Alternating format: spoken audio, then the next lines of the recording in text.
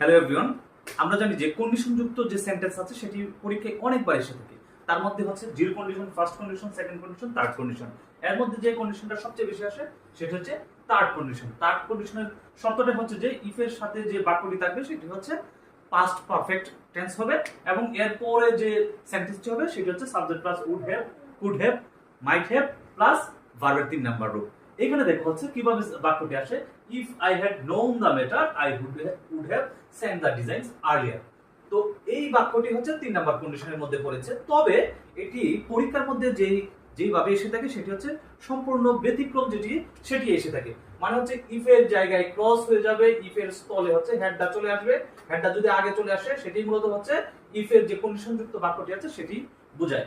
Had I known the matter I would have send the designs. তাহলে এখানে হচ্ছে dash থাকতে পারে রাইট ফর্ম অফ ভার্বে, আবার হচ্ছে এই উড হ্যাভ এর জায়গায় ড্যাশ থাকতে পারে, সেখানে হচ্ছে আমরা কিভাবে যুক্ত করব, হ্যাড আই ভার্বের 3 নাম্বার রূপ, আই এখানে যে বাকি যে সেন্টেন্স আছে সেটা উড হ্যাভ যুক্ত হয়ে ভার্বের 3 নাম্বার রূপ হবে এবং এই সেন্টেন্সটি পরীক্ষায় এসে থাকে।